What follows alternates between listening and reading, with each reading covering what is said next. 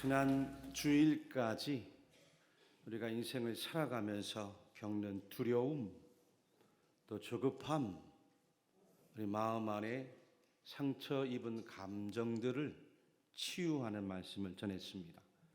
오늘 입교 세례 예식이 있고 다음 주일은 성찬 예식, 부활 주일까지 교회에 전례가 있어서 전례를 따라 말씀을 전하고 부활 주일이 끝난 그 다음 주일 이어서 우울증에 대한 말씀을 전하려고 합니다. 오늘 성경 말씀은 바울 사도가 다메섹 도상에서 부활하신 예수님을 극적으로 만난 장면이죠. 그때 아나니아라는 제자를 통해 세례를 받고 또 회심을 하는 아주 놀라운 하나님의 말씀의 증언입니다. 먼저 우리 읽지는 않았는데 사도행전 9장 1절부터 9절까지 말씀도 함께 읽어봅시다. 시작. 사울이 주의 제자들에 대하여 여전히 위협과 살기가 등등하여 대제사장에게 가서 다메섹 여러 회당에 가져갈 공문을 청하니 이는 만일 그 도를 따르는 사람을 만나면 남녀를 막론하고 결박하여 예루살렘으로 잡아오려 함이라. 사울이 길을 가다가 다메섹에 가까이 이르러더니 호련히 하늘로부터 빛이 그를 둘러 비추는지라. 땅에 엎드러져 들음에 소리가 있어 이르시되 사울아 사울아 내가 어찌하여 나를 박해하느냐 하시거늘 대답하되 주여 누구시니까? 이르시되 나는 내가 박해하는 예수라. 너는 일어나 시내로 들어가라. 내가 행할 것을 내게 이를 자가 있느니라 하시니 같이 가던 사람들은 소리만 듣고 아무도 보지 못하여 말을 못하고 서 있더라. 사울이 땅에서 일어나 눈은 떴으나 아무것도 보지 못하고 사람의 손에 끌려 다메섹으로 들어가서 사흘 동안 보지 못하고 먹지도 마시지도 아니하니라. 아멘. 이 바울 사도가 예수님을 만나고 회심한 사건은 기독교 2000년 역사의 굉장한 사건이었습니다.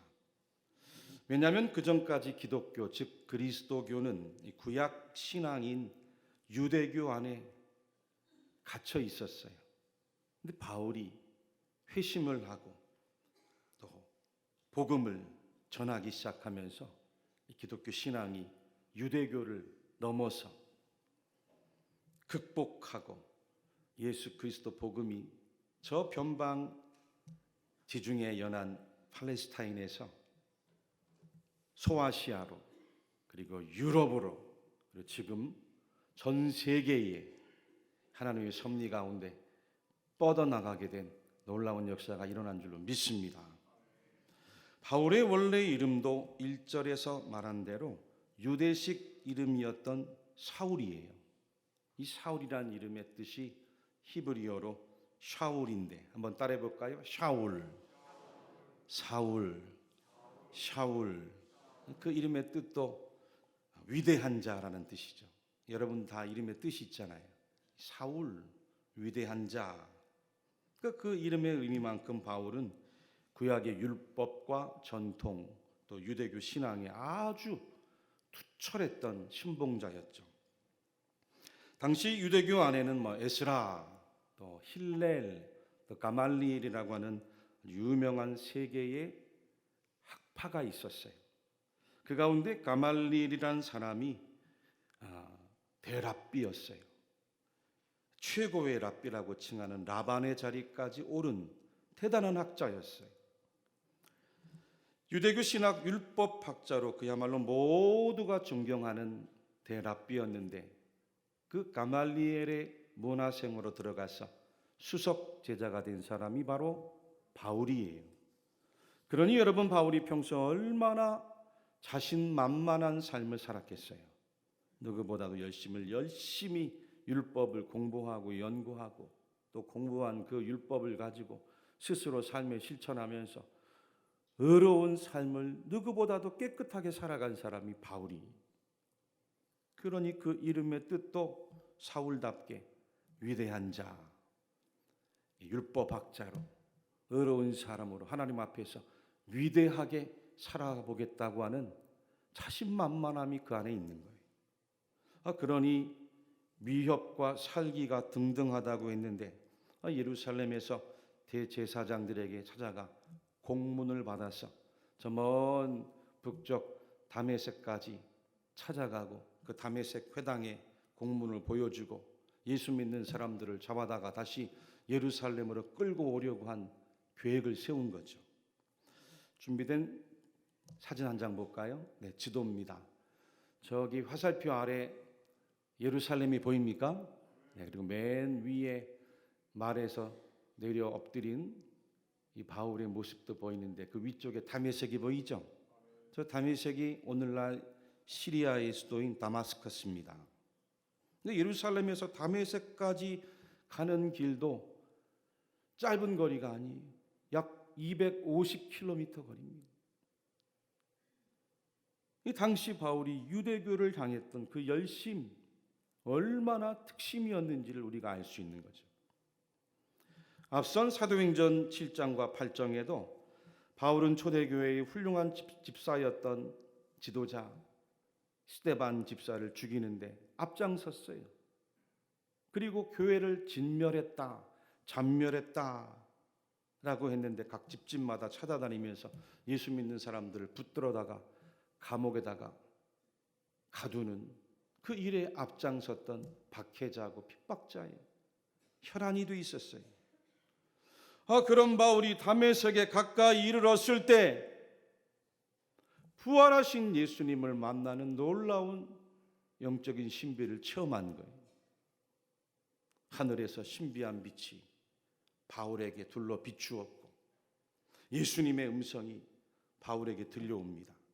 깜짝 놀라서 땅에 엎드러졌는데 사울아, 사울아, 내가 어찌하여 나를 박해하느냐 하는 예수님 음성이 들려왔어요. 그리고 이어서 나는 내게 박해하는 예수라, 나는 내가 박해하는 예수라 하시는 음성이 들려온 거죠.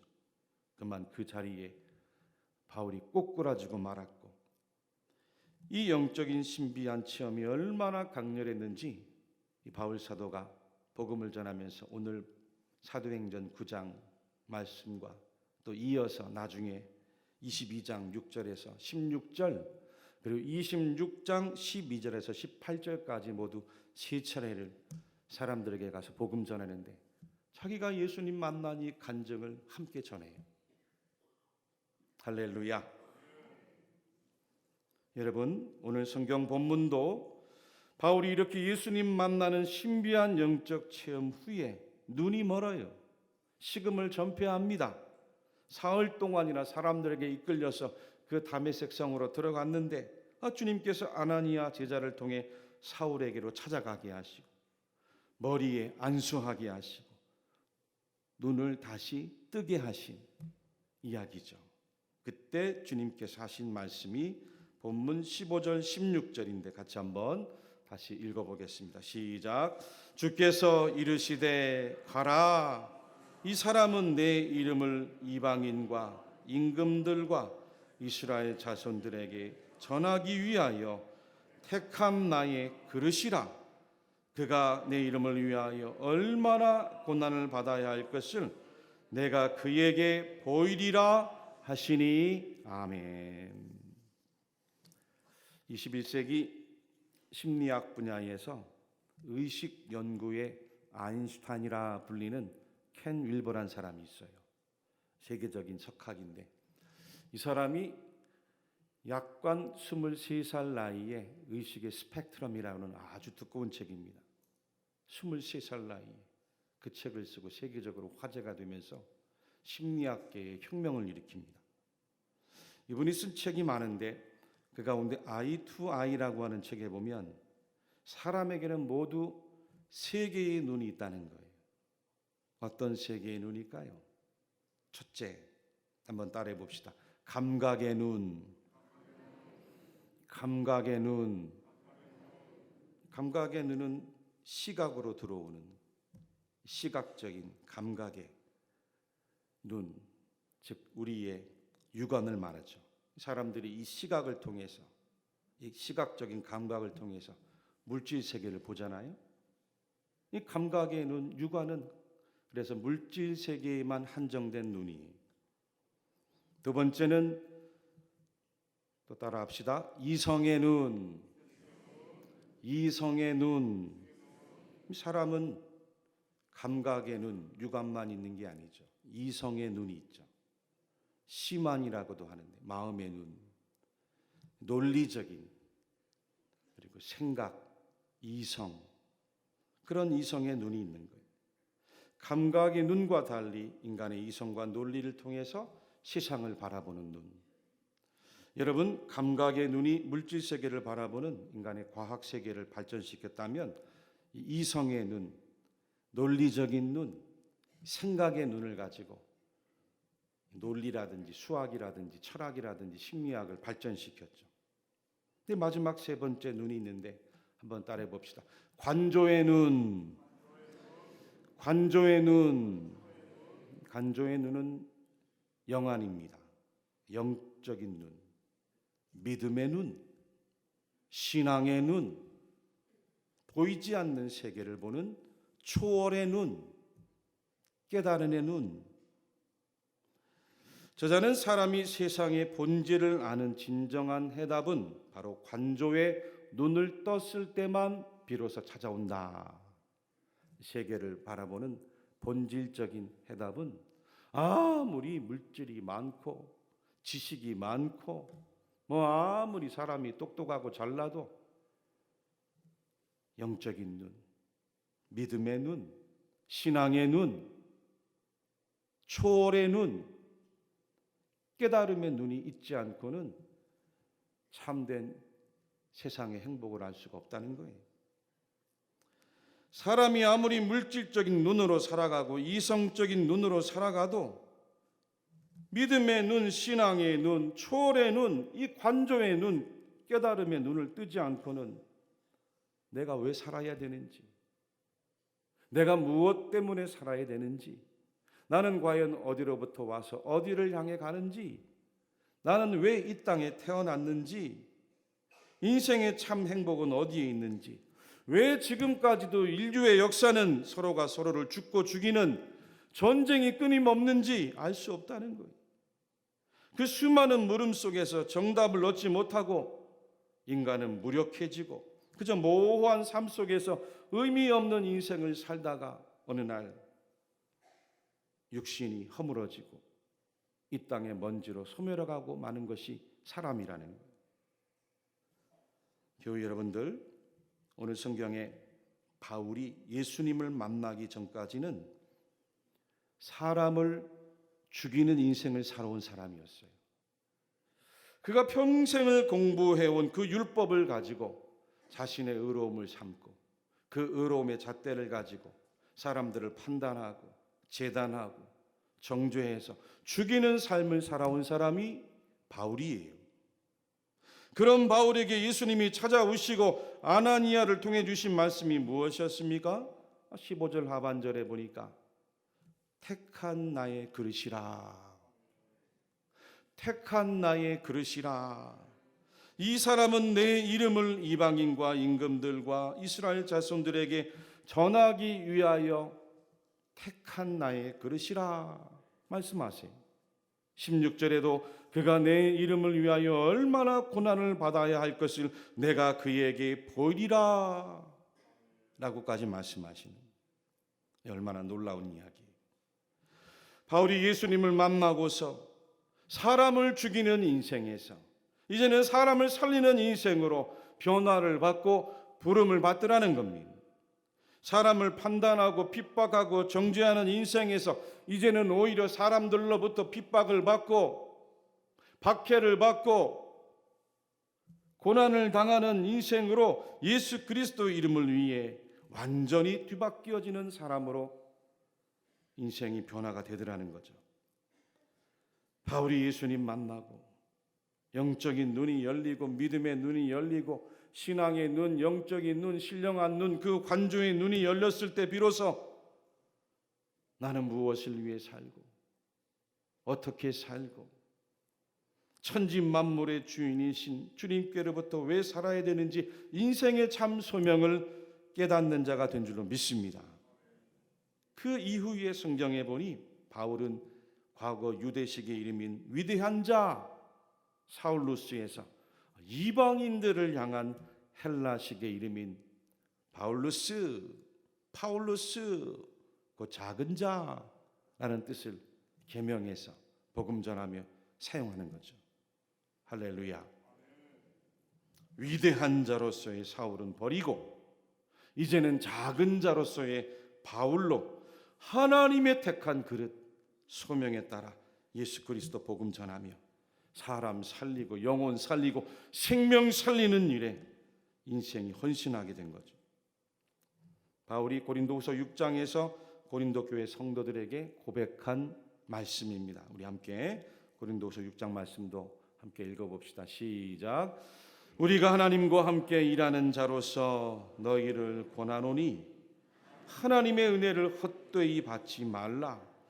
이르시되 내가 은혜 베풀 때에 너에게 듣고 구원의 날에 너를 도왔다 하셨으니 보라 지금은 은혜 받을 만한 때요 보라 지금은 구원의 날이로다. 우리가 이 직분이 비방을 받지 않게 하려고 무엇이든지 아무에게도 거리끼지 않게 하고 오직 모든 일에 하나님의 일꾼으로 자천하여 많이 견디는 것과 환난과 궁핍과 고난과 매맞음과 갇힘과 난동과 수고로움과 자지 못함과 먹지 못함 가운데서도 깨끗함과 지식과 오래 참음과 자비함과 성령의 감화와 거짓이 없는 사랑과 진리의 말씀과 하나님의 능력으로 의의 무기를 좌우에 가지고 영광과 욕됨으로 그러했으며 악한 이름과 아름다운 이름으로 그러했느니라. 우리는 속이는 자 같으나 참되고 무명한 자 같으나 유명한 자요 죽은 자 같으나 보라 우리가 살아있고 징계를 받는 자 같으나 죽임을 당하지 아니하고 근심하는 자 같으나 항상 기뻐하고 가난한 자 같으나 많은 사람을 부유하게 하고 아무것도 없는 자 같으나 모든 것을 가진 자로다. 아멘. 가난한 자 같은데 많은 사람을 주 예수 안에서 부유하게 하고 아무것도 없는 자 같지만 모든 것을 주 안에서 가진 자입니다. 이 얼마나 놀라운 변화예요. 며칠 전에 경상북 남동가요, 우리 대구 가까이 있는 울산에서 어느 30대 가장이 집에 어린 자녀 넷과 함께 목숨을 끊는 가슴 아픈 일이 있었어요. 뉴스를 접하고서 참 마음이 먹먹하더라고요.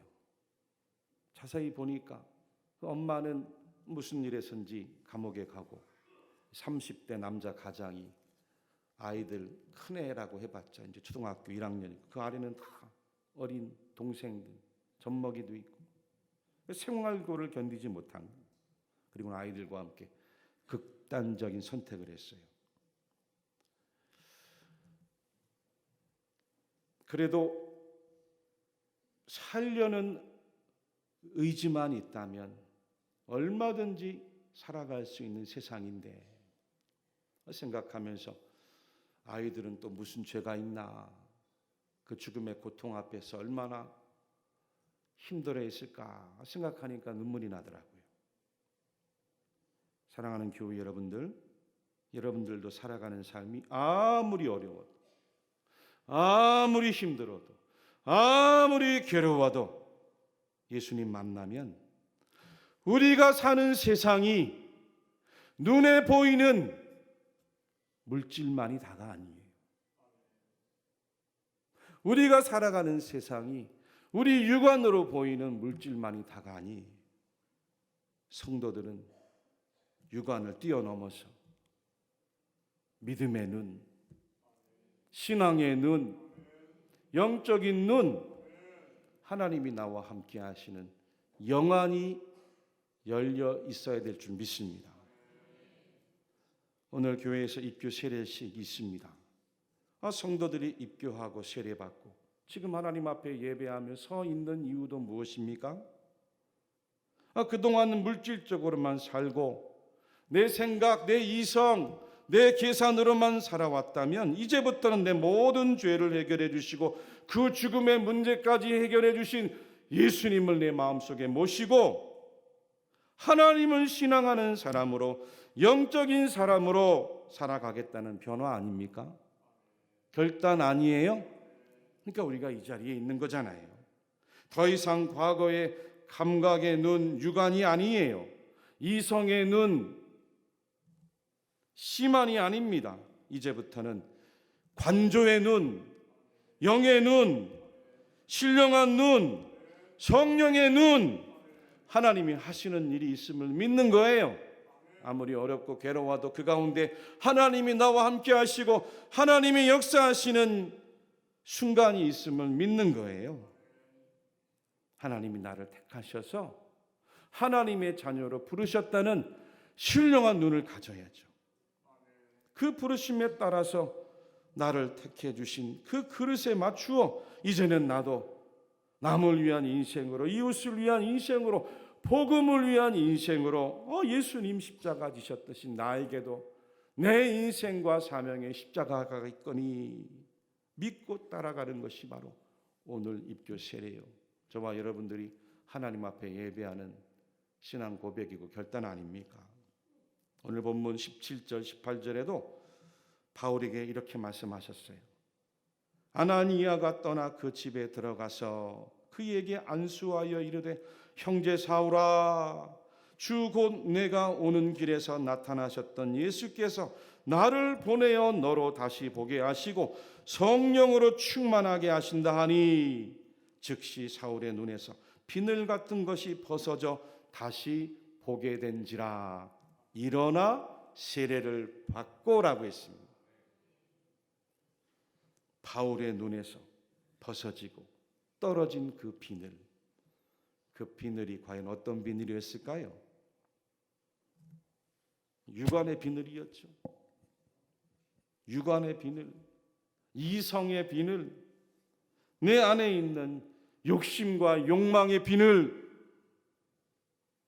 자기 의로움의 비늘, 명예와 탐욕, 정욕의 비늘, 남들을 향한 판단과 재단과 정죄와 미움의 비늘, 원망과 불평의 비늘, 무엇보다도 하나님을 향한 불순종의 비늘, 예수님을 향한 의심과 불신의 비늘이 떨어져 내린 거예요. 그리고 세례받고 성령 충만한 하나님의 사람이 된 줄로 믿습니다. 오늘 입교와 세례에 임하는 여러분 모두와 그리고 이미 세례 받으신 우리 모든 성도들 여러분들에게도 육적인 비늘이 떨어져 내리고 신령한 영의 눈으로 다 영안이 열려서 성령 충만하게 하나님의 복음을 위해 살아가시는 모든 교우님들이 되시길 주님의 이름으로 간절히 축원합니다.